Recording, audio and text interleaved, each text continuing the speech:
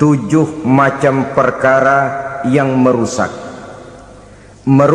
akidah dan keimanan, merusak amal perbuatan yang sudah kita kerjakan, merusak sendi-sendi kehidupan sosial, pendek kata merusak segala hal di dalam kehidupan kita. Jauhilah olehmu 7 macam perkara yang merusak. Yang pertama, asyirku billah, menyekutukan Allah subhanahu wa ta'ala. Agama dimulai dari keyakinan, maka kehancuran agama selalu dimulai dari kehancuran keyakinan, iman atau akidah yang dimiliki oleh seseorang. Dan untuk menghancurkan nilai-nilai iman yang kita miliki ini, orang rasanya tidak akan menghantam kita dengan peluru kendali. Orang tidak akan mengirimkan nuklir ke sini. Orang tidak juga akan mengirimkan satuan militernya ke sini. Untuk menghancurkan nilai-nilai iman, dibanjiri kita dengan paham-paham yang merusak dan mendangkalkan akidah. Baik ia bernama materialisme, baik ia bernama sekularisme, baik ia bernama banjirnya maksiat dan munkarat, baik ia bernama banjirnya peradaban dan kebudayaan yang menghancurkan moral daripada anak-anak kita, sedikit demi sedikit melenturkan dan melunturkan nilai-nilai keimanan kita, untuk kemudian pada waktunya nilai iman itu akan bertukar dan berganti menjadi nilai syirik kepada Allah subhanahu wa ta'ala. Atau pada sisi lain, menjadikan yang selain Allah sebagai tujuan akhir daripada kehidupan kita. Sedangkan kita sama-sama maklum bahwa di dalam pandangan agama Islam, dosa yang tidak berampun, dosa yang terbesar, termasuk dalam kategori bapak moyangnya dosa, tidak lain adalah syirik, yakni menyekutukan Allah subhanahu wa ta'ala. Pola penghancuran iman ini memang berstrategi. Ditawarkan kita kepada paham materialisme, paham kebendaan, di mana otak menempati urutan sebagai ranking pertama, Tuhan jatuh pada urutan kedua. Lalu menyusul kepada paham sekularisme, Allah dipisahkan dari seluruh kegiatan hidup ini, untuk pada gilirannya menjadikan yang selain Allah sebagai tujuan akhir daripada seluruh kegiatan hidup kita. Oleh karenanya, kewajiban menjaga nilai-nilai iman ini merupakan kewajiban yang mulia tetapi berat, tidak hanya untuk kita, tetapi juga bagaimana mewariskannya kepada anak-anak kita, generasi yang akan datang. Orang-orang tua bijaksana yang diceritakan di dalam Al-Quran, kalau sudah berpikir tentang anak-anaknya, pertanyaan yang paling mereka risaukan ialah, ma ta'buduna min ba'di. Anakku, kalau pada satu saat aku, ayahmu sudah tidak ada lagi di dunia ini, meninggalkan kamu semua, ma ta'buduna min ba'di, apa yang akan kamu sembah nak? Jikalau sekarang ayahmu masih mau ke masjid, masih mau melakukan rukuk dan sujud, masih beribadah menyembah Allah subhanahu wa ta'ala, kalau orang tuamu sudah tidak ada, ma ta'buduna min ba'di, masihkah engkau mau datang ke masjid? Masihkah engkau mau rukuk dan sujud? Masihkah engkau mau menyembah Allah subhanahu wa ta'ala? Pertanyaan ini yang dipikirkan oleh Nabi Yakub kepada putra-putranya. Pertanyaan ini yang diteruskan oleh Nabi Ibrahim kepada anak-anaknya. Pertanyaan ini yang diwariskan oleh generasi ulama salafus saleh kepada para generasi berikutnya. Bagaimana kita generasi sekarang? Kita orang-orang tua sekarang bukan berfikir ma ta'buduna min ba'di, malah yang kita fikirkan ma ta'kuluna min ba'di. Kalau bapak tidak ada nanti kamu makan apa nak? Perkara kamu nyembah apa? Urusan nomor 18. Yang penting kamu nanti hidup bisa makan, nak. Maka kita sibuk mewariskan harta kepada anak-anak kita. Kita sibuk mewariskan kebun dan tanah kepada anak-anak kita. Kita sibuk mewariskan pabrik kepada anak-anak kita, sementara kita lupa mewariskan intan yang paling mahal, mewariskan mutiara yang paling berharga, yaitu nilai iman kepada Allah Subhanahu wa ta'ala. Alangkah baiknya apabila warisan harta, warisan tanah dan kebun, warisan rumah dan pabrik didasari lebih dahulu dengan mewariskan nilai iman kepada Allah Subhanahu wa ta'ala. Sebagai orang-orang tua, kita boleh bersedih kalau anak kita tidak mengerti komputer. Kita boleh bersedih kalau anak kita tidak mengerti matematika. Kita boleh bersedih kalau anak kita tidak mengerti bahasa Inggris. Tapi sewajarnya lebih bersedihlah kita orang tua jikalau mempunyai anak yang tidak kenal Allah sebagai Tuhannya, yang kemudian tidak mau rukuk dan sujud kepada Allah Tuhannya. Itulah kemalangan yang paling malang bila kita meninggalkan generasi yang tidak bertauhid kepada Allah Subhanahu wa ta'ala. Betapapun anak kita tidak ngerti komputer, saudara, paling-paling kerugiannya cuma kerugian dunia. Masuk dia ke alam barzakh, munkar nakir tidak akan sempat tanya kau belajar komputer apa tidak. Kumpul dia di padang mahsyar, malaikat juga tidak akan tanya matematikamu nilainya berapa. Yang ditanya kau kenal Allah, kau rukuk dan sujud kepadanya, kau pernah datang ke masjid.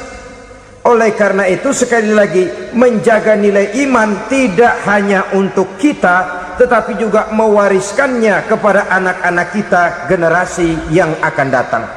Sungguh kemalangan yang paling besar apabila kita meninggalkan anak-anak kita. Mereka kita tinggalkan lemah ekonominya, itu tidak baik. Mereka kita tinggalkan lemah otaknya, itu pun akan membuat mereka tertinggal oleh yang lain.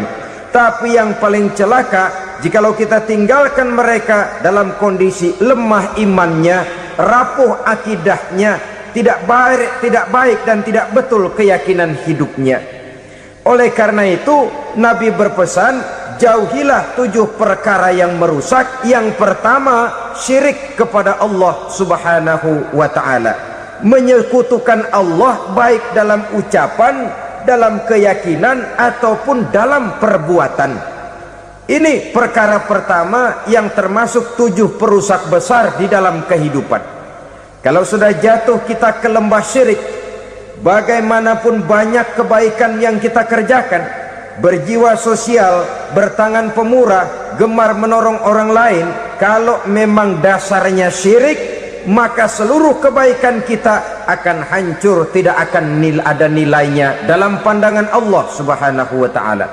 Dalam pandangan manusia mungkin kita dicatat sebagai orang sosial, gemar menolong orang lain, tidak berpangku tangan melihat orang yang mendapat kesulitan.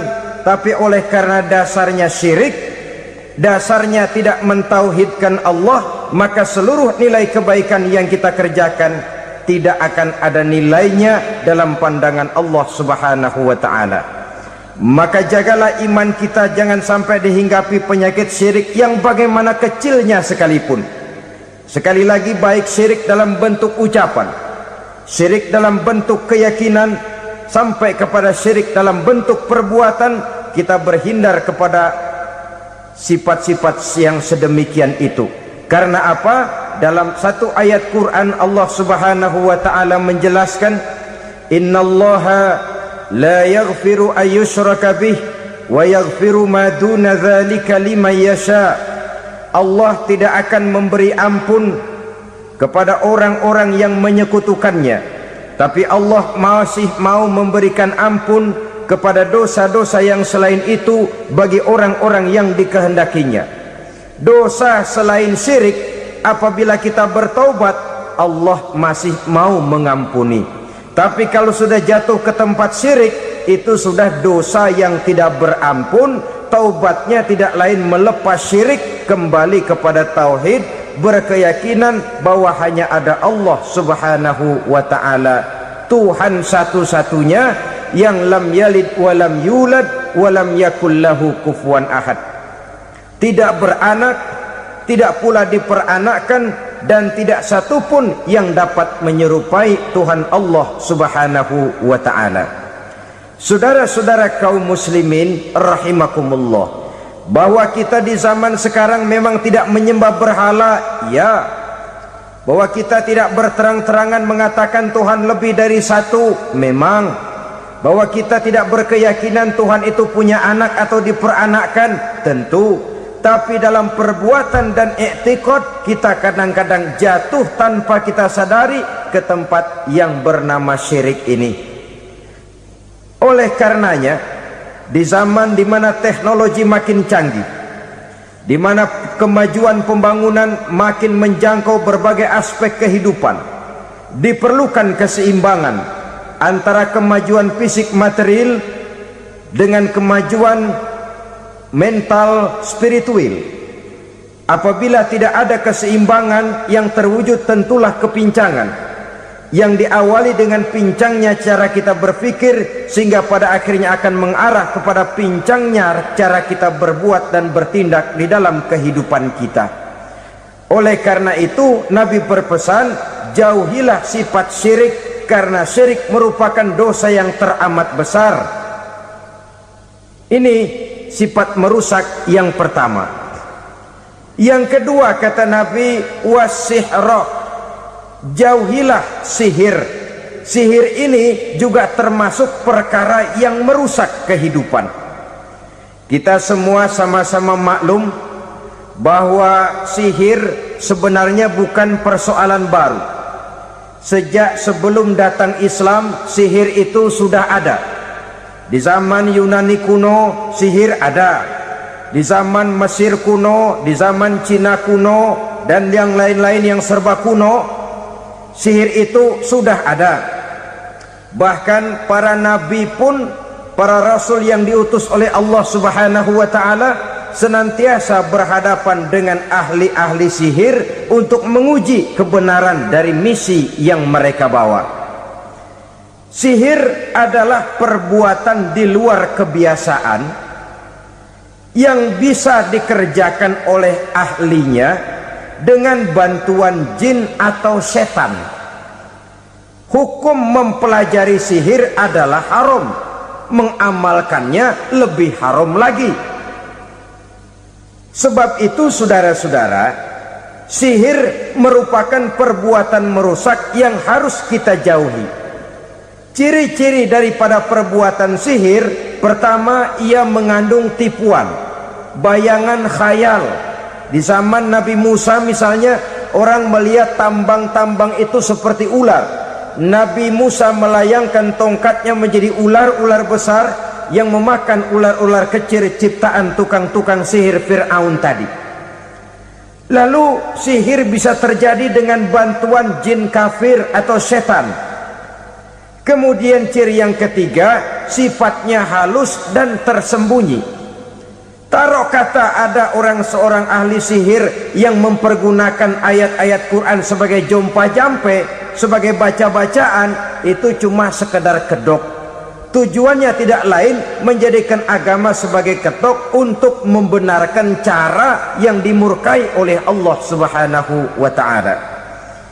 Satu hadis yang diriwayatkan oleh Imam Bazar dan Tabrani, Nabi berpesan, laisa minna man tatayyara lahu au takahhana au tukuhhina lahu au sahira lahu. Tidak termasuk ke dalam golonganku, kata Nabi, tidak termasuk umatku. Siapa mereka? Man tatayyara lahu, orang yang bertatoyur. Apa tatoyur itu? Dari kalimat toyaro, artinya terbang. Toir biasa diartikan dengan burung. Tatoyaro percaya kepada suara-suara burung. Man tatoyaro lahu, mempercayai, meyakini dengan benar-benar kepada suara beburungan. Kan suka ada itu, nah bunyi burung tuh, maling liwat. Maling liwat. Burung bunyi, maling liwat. Itu termasuk tatoyaro lahu, percaya kepada suara burung. Kan aneh kalau suara orang nggak dipercaya, suara burung malah dipercaya. Ada ustadz ceramah, kiai ngaji, nggak mau didengerin, burung dengerin bener. Nah, suaranya dari sebelah mana? Belah kulon. Nah, itu tandanya ano. Habis dihitung-hitung. Itu termasuk tatoyaro lahu. Au takahana, atau bertenung, au tukuhina, atau minta ditenungkan, au sahirolahu, atau melakukan perbuatan sihir, atau minta disihirkan. Laisa minna, tidak termasuk ke dalam golonganku, kata Nabi. Sehingga dengan demikian saudara-saudara, menghadapi sihir dengan sihir sekalipun termasuk perbuatan yang tidak diajarkan oleh agama. Kita kan mempelajari sihir untuk jaga diri, tidak apa-apa. Yang dilarang mengamalkannya, dilarang juga mempelajarinya. Sebab orang kalau sudah mengetahui, biasanya lalu terangsang untuk mencoba. Kalau percobaannya berhasil, biasanya terangsang untuk coba lagi dan coba lagi. Pada akhirnya ketagihan, lalu beralih menjadi profesi, apalagi itu nanti bisa mendatangkan hasil uang. Saudara-saudara kaum muslimin rahimakumullah, kita manusia makhluk nyata, kita hidup di alam nyata, terikat oleh sunnatullah, causality. Oleh karenanya bagi kita keyakinan yang penuh, keikhlasan di dalam bertuhankan Allah, penyerahan diri sepenuhnya hanya kepadanya, itu sudah merupakan obat penangkal yang sangat ampuh agar kita tidak terkena penyakit-penyakit yang dibuat oleh setan dan para pembantunya. Sehingga beberapa ayat Quran mengajarkan, misalnya a'udzu bikalimatillahi tammati min syarri ma khalaq, atau bismillazi la yadurru ma'asmihi syai'un fil ardi wala fis sama, dengan menyebut nama Allah yang tidak bisa mendatangkan bahaya sedikit pun dari baik yang datang dari langit maupun yang datang dari bumi. Jiwa yang kosong dari keyakinan yang penuh kepada Allah, jiwa yang penuh was-was dan ragu-ragu, itu yang mudah terserang oleh penyakit-penyakit yang dikerjakan oleh para tukang-tukang sihir, yaitu oleh setan dan seluruh para pembantunya. Kemudian hadis kedua yang diriwayatkan oleh Imam Ibnu Hibban, Nabi bersabda, la yadkhulul jannata mudminu khamrin wala mu'minu bisihrin wala qati'u rahmin. Tidak masuk surga. Ini Nabi yang bilang, tidak masuk surga. Siapa itu? Pertama, mudminu khamrin, orang yang berkekalan dalam mabuk. Selalu mudminun itu sudah menjadi perbuatan rutinnya, tidak kapok-kapoknya, teler seumur hidup. Mudminu khamrin, tidak masuk surga orang yang selalu bermabuk-mabukan. Yang kedua, wala mu'minu bisihrin, orang mukmin tapi main sihir. Ini juga oleh Nabi diperingatkan, tidak akan masuk surga orang mukmin tapi suka main sihir. Wala qati'u rahmin, dan tidak juga orang yang memutuskan silaturahmi. Tiga macam manusia yang diperingatkan Nabi tidak akan masuk surga: orang yang selalu mabuk, orang mukmin yang main sihir, dan orang yang memutuskan silaturahmi. Saudara-saudara kaum muslimin rahimakumullah, lalu orang berkata, kenapa dilarang kita bersihir? Padahal Rasul sendiri kan punya mukjizat. Nah, kita memang harus membedakan antara mukjizat dengan sihir. Dalam kehidupan agama kita kenal ada yang namanya mukjizat, ada yang namanya karamah, atau keramat biasa diucapkan, ada yang namanya maunah, ada yang namanya irhas, ada juga yang namanya sihir. Kesemuanya ini berbeda, saudara-saudara. Yang dinamakan mukjizat itu khusus untuk para rasul saja. Satu kejadian luar biasa yang terjadi dilakukan oleh rasul atas izin dari Allah Subhanahu wa taala. Perbedaannya dengan sihir jelas. Sihir dari setan, mukjizat dari Allah. Sihir bisa dipelajari, mukjizat tidak. Sihir umumnya untuk maksud-maksud yang tidak baik, sedangkan mukjizat untuk memperkuat kebenaran yang disampaikan oleh para rasul dan ditentang oleh umatnya. Bahkan kafir Quraisy dahulu menganggap orang-orang ahli sihir itu berada dalam satu posisi yang hina, sehingga mereka mengatakan dan menuduh Nabi Muhammad sebagai tukang sihir. Tuduhan sebagai tukang sihir adalah tuduhan yang sangat aib dan hina. Di tengah masyarakat kufar jahiliyah, kedudukan tukang sihir dipandang sebagai kedudukan yang hina, sehingga mereka mengejek Nabi dengan sebutan tukang sihir. Jadi mukjizat hanya untuk Rasul saja. Kemudian karomah. Karomah ini asal kata dari karoma, kehormatan, kemuliaan yang diberikan Allah kepada hamba-hambanya yang rajin mendekatkan diri kepadanya. Oleh karena ketekunannya melaksanakan ibadah, Allah memberikan keistimewaan kepada orang itu, yang dengan keistimewaannya dia bisa mengerjakan yang tidak bisa dikerjakan oleh orang lain. Karomah hanya bisa dicapai dengan prestasi ibadah. Kalau sihir, mau ibadah apa enggak, asal dia belajar, bersatu dan berteman dengan setan, memenuhi persyaratan-persyaratan setan, biasanya lalu bisa. Sedangkan karomah tidak mungkin terwujud tanpa orang mendekatkan diri sedekat-dekatnya kepada Allah Subhanahu wa ta'ala. Maka kita lihat biasanya orang-orang yang punya ilmu sihir, mukanya rata-rata nggak enak dilihat.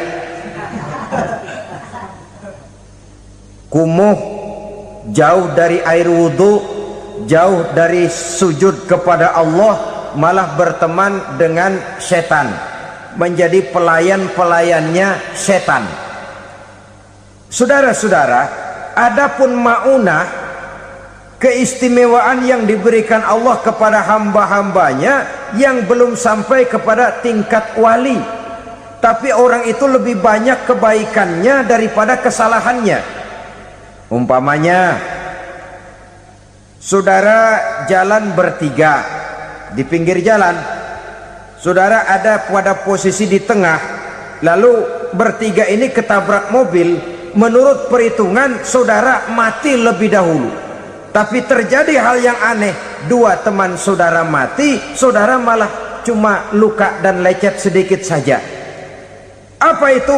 Kalau kita lebih banyak kebaikannya daripada kesalahannya, itu yang dinamakan maunah, pertolongan yang diberikan Allah kepada hamba-hambanya yang lebih banyak kebaikannya daripada kesalahannya. Sedangkan yang dinamakan irhas, kejadian luar biasa pada diri seseorang pada waktu dia masih kecil, yang menunjukkan tanda-tanda keistimewaannya. Itu umumnya pada para nabi pada usia kecilnya sudah ada irhas, tanda-tanda istimewa. Jelas baik mukjizat, karomah, maunah maupun irhas berbeda dengan sihir. Sihir ini jelas saja merupakan bantuan dan persekutuan antara manusia dengan setan. Padahal setan, kata Allah dalam Al-Quran, innahu lakum aduwwum mubin, sesungguhnya setan bagi kamu adalah musuh yang sangat jelas.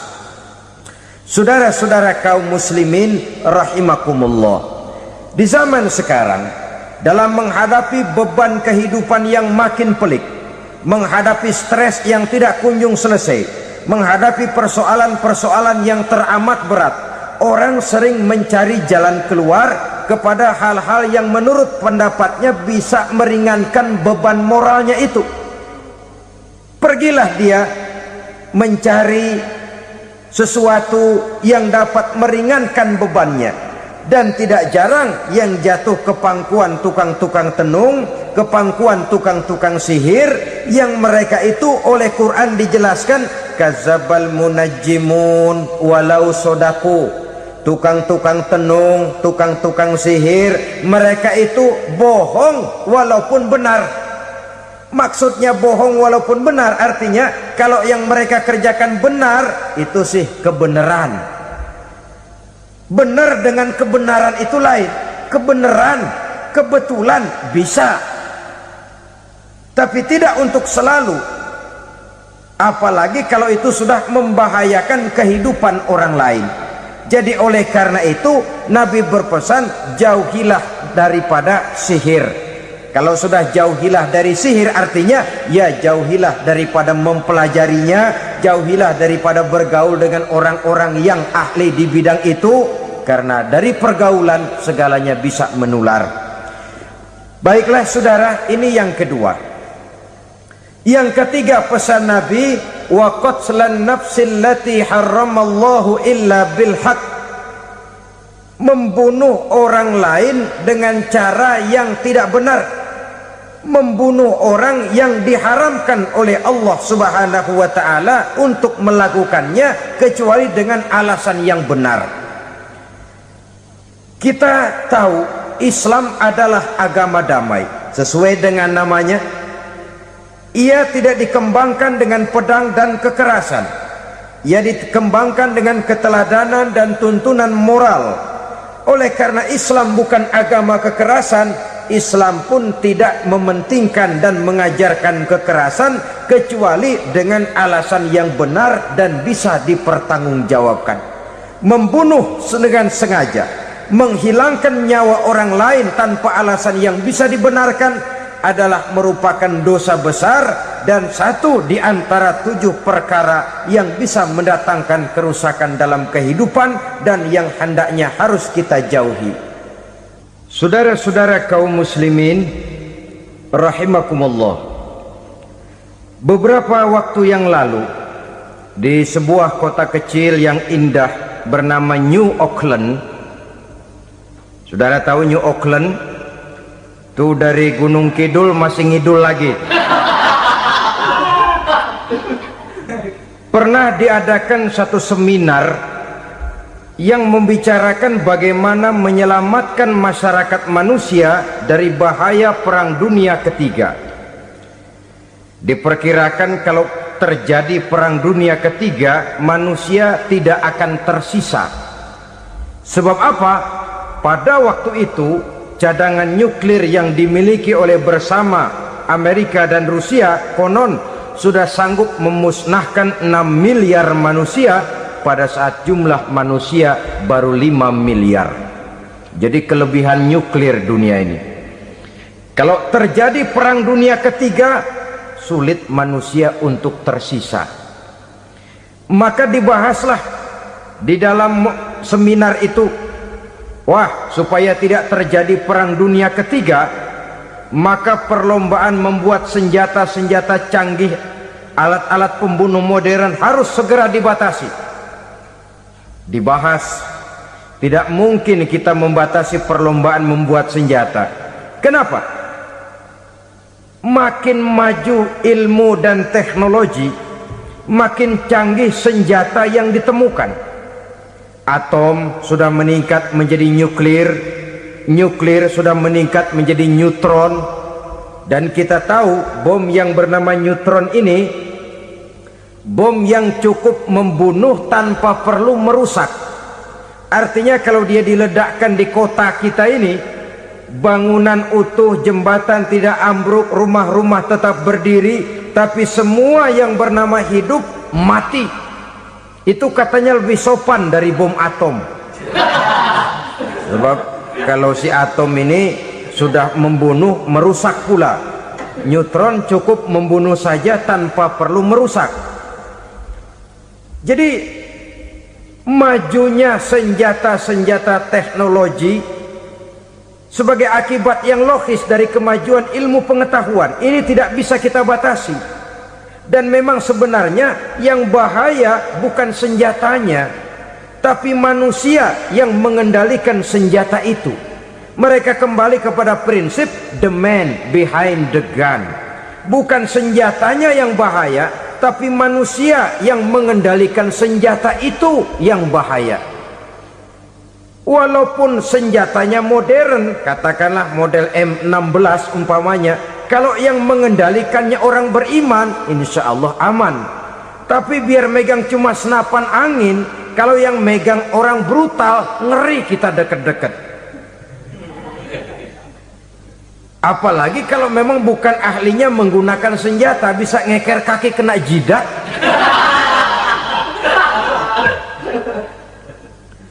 Mereka kembali kepada prinsip lama yang tetap baru. Bukan senjatanya yang harus dibatasi, manusia yang mengendalikan senjata itu yang perlu dibicarakan. Nah, kalau begitu, agar manusia tidak mempergunakan senjata sewenang-wenang, apa yang harus kita lakukan?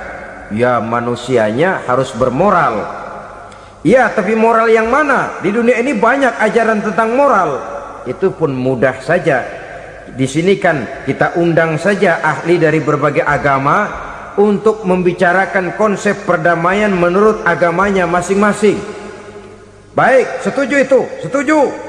Maka tampillah para ahli agama, mereka kembali kepada prinsip moral daripada konsep yang terkandung di dalam ajaran agama untuk menegakkan perdamaian. Mula-mula naiklah ahli dari agama Hindu, dibacakan konsep perdamaian menurut ajaran agama Hindu, bahwa untuk damai manusia harus meninggalkan nafsu keduniaannya, menempuh samsara dan sebagainya untuk mencapai nirwana, menjauhi kemegahan dan kemewahan dunia. Ini lalu dibahas, rasanya juga tidak mungkin ini. Kemudian dari agama Nasrani, bahwa untuk damai manusia harus menciptakan sifat kasih sayang. Kalau ditampar pipi kiri, berikan pipi yang kanan. Kalau diberikan selendang, berikan baju. Nanti orang kasihan, lalu dia tidak akan nampar lagi. Ketika ini dibahas, ternyata rasanya pun tidak mungkin bisa diterima. Karena apa? Di zaman sekarang orang ditampar pipi kiri, dikasih pipi kanan, bukan kasihan, gemes. Damai belum tentu, bonyok udah jelas. Lalu ketika dibacakan konsep perdamaian menurut Quran, di mana disampaikan ayat wa jazaa'u sayyi'atin sayyi'atun misluha faman afa wa aslaha fa ajruhu 'ala Allah.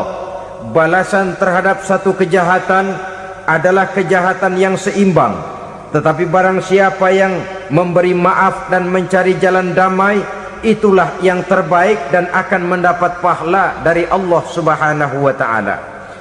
Kamu tidak salah ditampar pipi kirimu, tampar lagi pipi kirinya sekeras dia menampar pipi kirimu. Nanti orang tidak mau menampar kita karena dia tahu kalau dia tampar kita, dia akan menderita tamparan sekeras dia menampar kita. Akan terjadilah prinsip saling hormat menghormati, tidak saling ganggu, tidak saling usil, tidak saling jahil. Atas dasar ini perdamaian bisa ditegakkan. Mereka bisa menerima konsep ini, tapi kemudian seminar ditutup tanpa satu keputusan resmi. Kenapa? Terus terang mereka kagum dengan konsep Islam, tapi sentimen lama terhadap nilai-nilai Islam telah menutup mata mereka untuk menerima kebenaran dari ajaran Al-Quranul Karim. Saudara-saudara kaum muslimin rahimakumullah, kembali kita kepada persoalan pokok. Roh adalah dari Allah, dia akan kembali kepada Allah, milik mutlak dari Allah. Tidak pantas kita merampasnya dari orang lain. Tidak wajar kita menghilangkannya tanpa alasan yang dibenarkan oleh agama. Di zaman sekarang akibat persaingan hidup yang makin tajam, lapangan kerja yang makin sulit, tensi ekonomi yang makin tinggi, atau karena nilai moral yang makin rendah, atau juga karena rapuhnya pegangan orang kepada agama, nyawa rasanya sudah sedemikian murahnya. Berbagai kasus membuat berdiri bulu roma kita. Ada mayit, ada manusia dipotong 6, dicincang macam kambing. Ada yang dipotong 5, ada yang dipotong 13, dikardusin, dibuang ke tempat sampah. Inna lillahi wa inna ilaihi raji'un. Gejala apa ini? Kanibalisme. Manusia sudah demikian sadisnya, manusia sudah sedemikian buasnya, sehingga sesama manusia diperlakukan seperti hewan. Padahal hewan sendiri belum pernah macan makan macan, bagaimanapun buasnya macan. Belum pernah serigala memakan serigala, bagaimanapun brutalnya serigala. Tetapi manusia makan manusia di zaman sekarang kadang jadi kenyataan dalam kehidupan kita. Kadang persoalannya remeh saja, soal uang 200 perak, pisau bicara, nyawa melayang. Soal rokok sebatang, celurit bicara, nyawa melayang. Soal-soal yang sama sekali tidak prinsip, begitu mudah kita menghilangkan nyawa orang lain. Padahal Nabi pernah memperingatkan, apabila dua orang muslim sudah berkelahi dan berbunuh-bunuhan, al-qatil wal maktul finnar, yang membunuh dan yang terbunuh dua-duanya neraka. Sahabat heran, ya Rasul, kalau yang terbunuh, kalau yang membunuh masuk neraka itu sih wajar, tapi yang terbunuh kenapa neraka juga? Beliau menjawab, dua-duanya sudah punya niat untuk saling membunuh. Niatnya itu yang diponten. Yang terbunuh cuman lagi apes aja, keduluan dia. Umpama tidak terbunuh, pasti dia yang akan membunuh.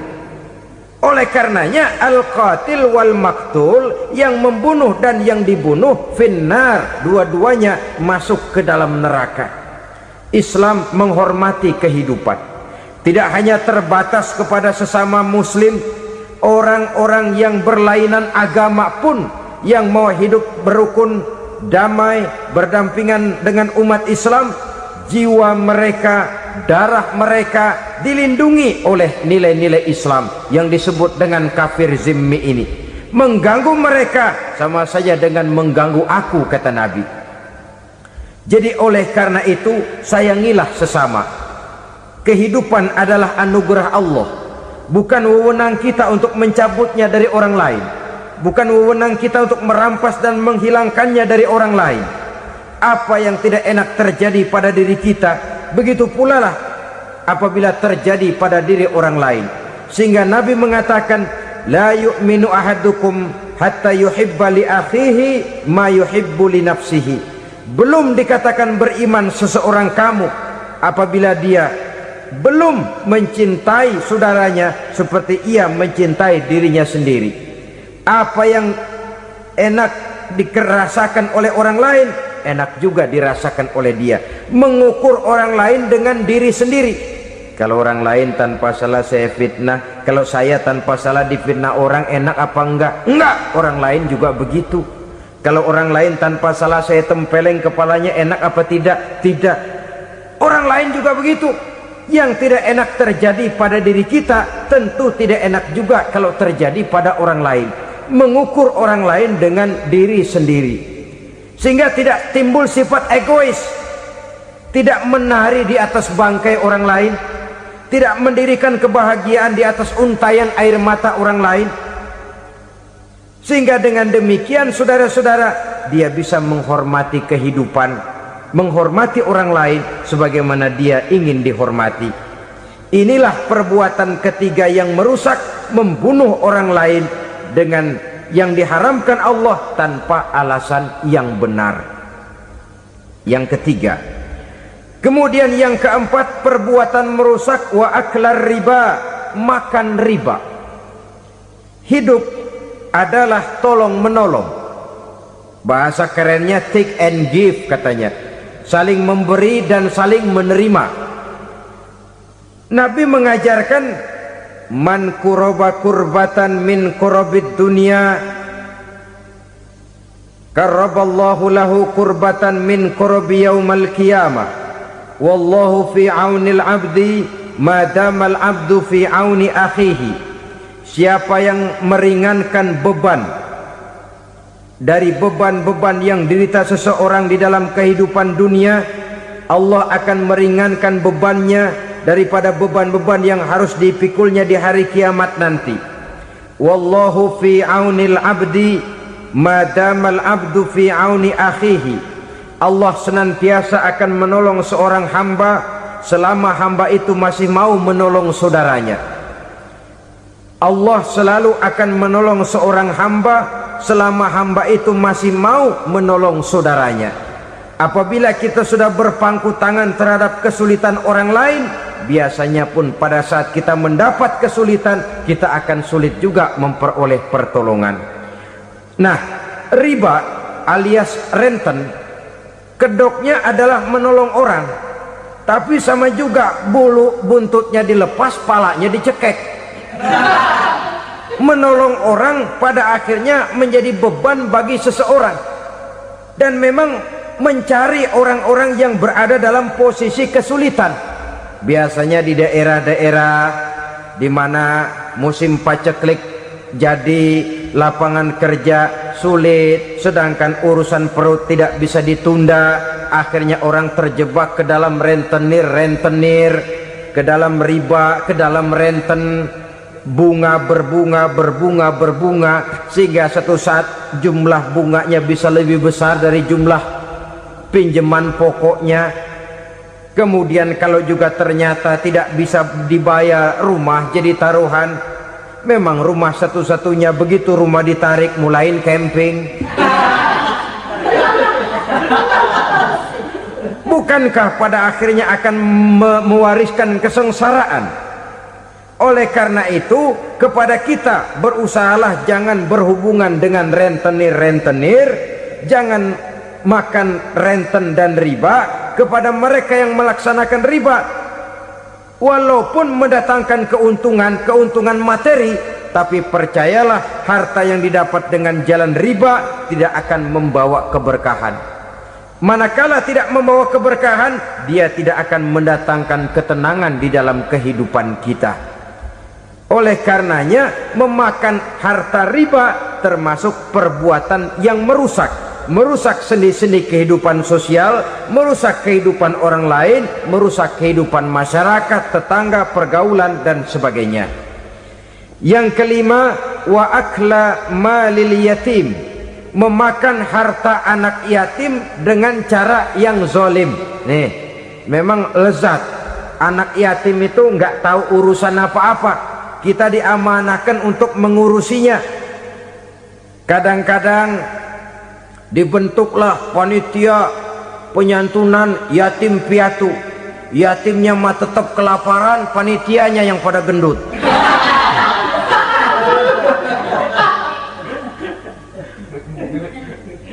Padahal memakan harta anak yatim termasuk perbuatan dosa besar, dan menjantuni yatim merupakan perbuatan mulia.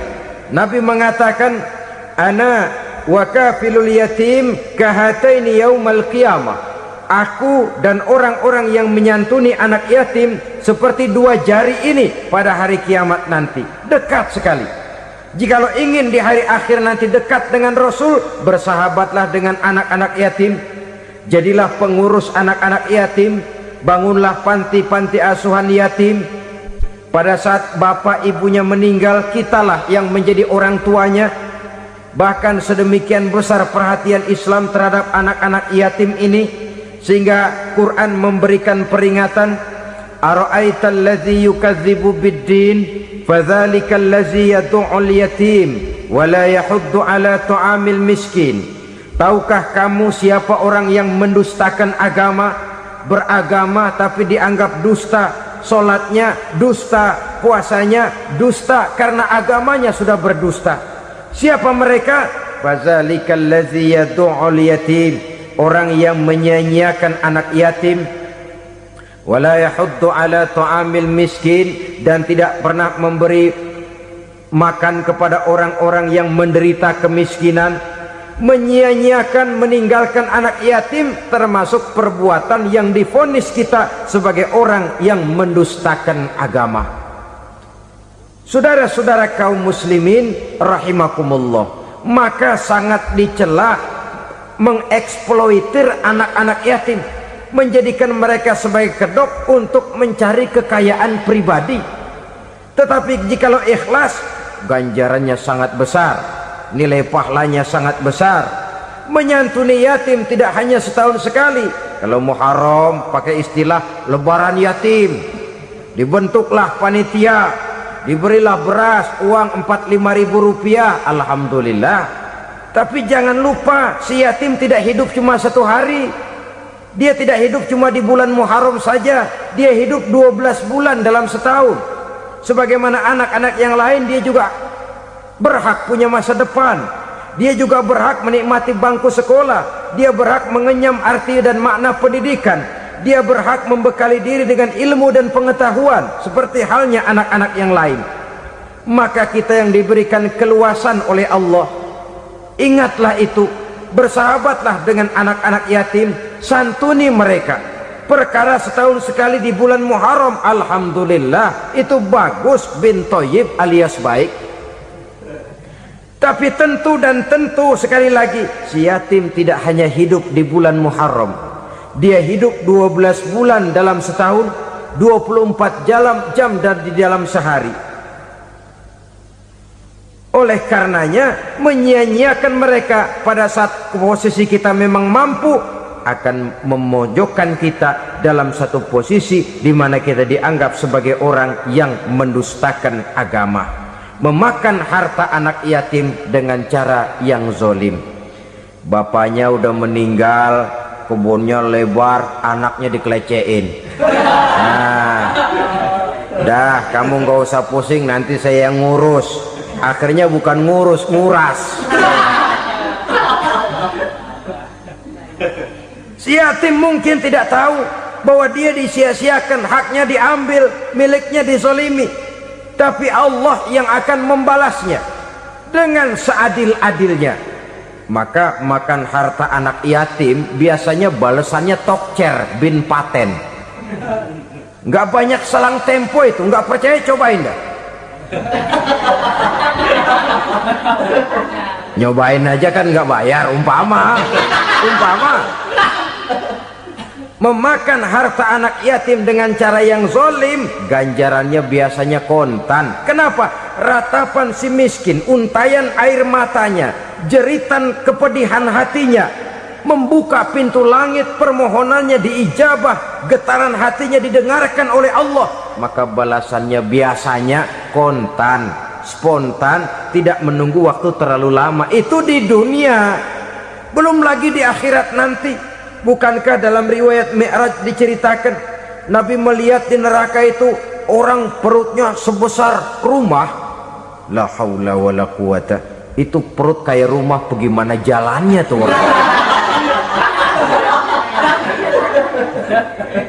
Dan memang gak jalan, diseret-seret oleh malaikat di neraka itu. Hancur perutnya, amburadul itu perut. Berantakan isinya, dibulatkan lagi, diseret lagi, hancur lagi, dibulatkan lagi. Sampai Nabi tanya, orang itu begitu berat siksanya kenapa ya Jibril? Itu Muhammad, waktu di dunia dulu rakus banget makan harta anak yatim. Begitu vonisnya, begitu menyedihkan nasibnya di akhirat. Tapi di dunia pun ketidakberkahan itu sudah membayangi kehidupannya. Oleh karena itu, kepada saudara-saudara yang mendapat titipan anak yatim, berbahagialah, karena semulia-mulia rumah adalah rumah yang di dalamnya ada anak yatim yang disantuni. Sehina-hina rumah adalah rumah di mana di dalamnya ada anak yatim yang disia-siakan. Begitu kata Nabi kita. Rumah yang paling mulia dalam pandangan Allah, rumah yang di dalamnya ada anak yatim yang disantuni. Rumah yang paling hina dalam pandangan Allah, rumah yang di dalamnya ada anak yatim yang nasibnya disia-siakan.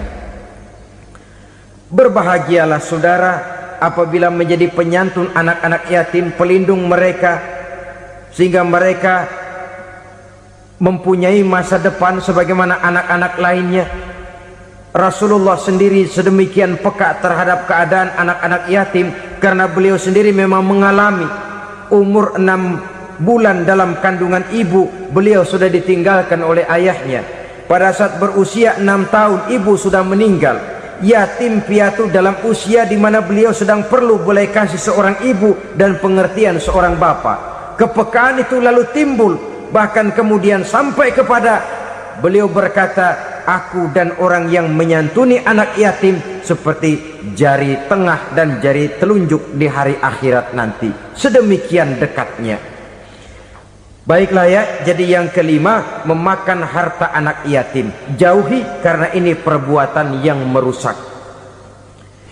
Yang keenam, watawalli yaumaz zahfi, melarikan diri pada hari pertempuran. Apa ini?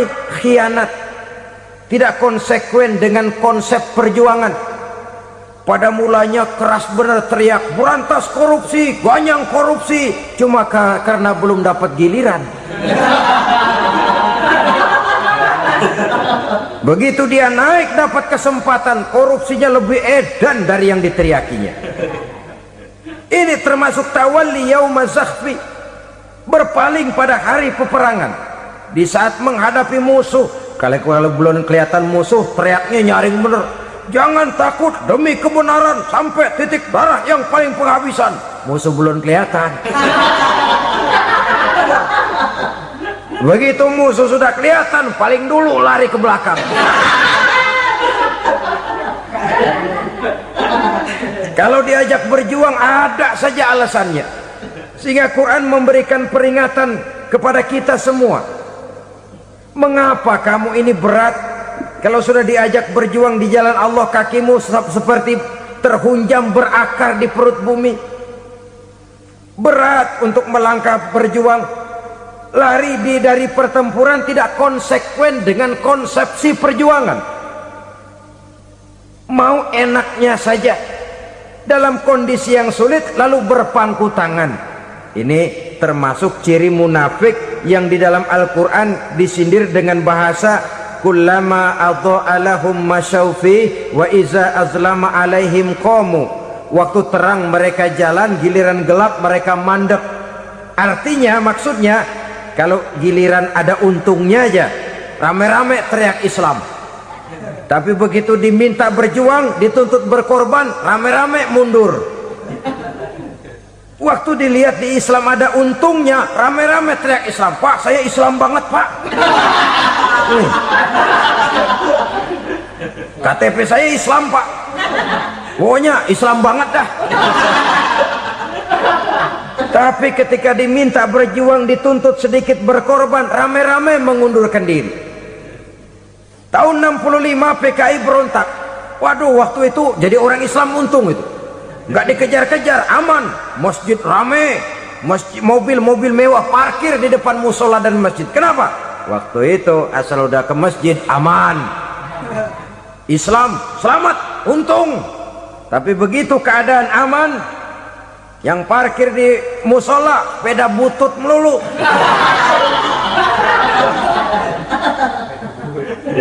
Waktu terang mereka jalan, waktu gelap mereka berhenti.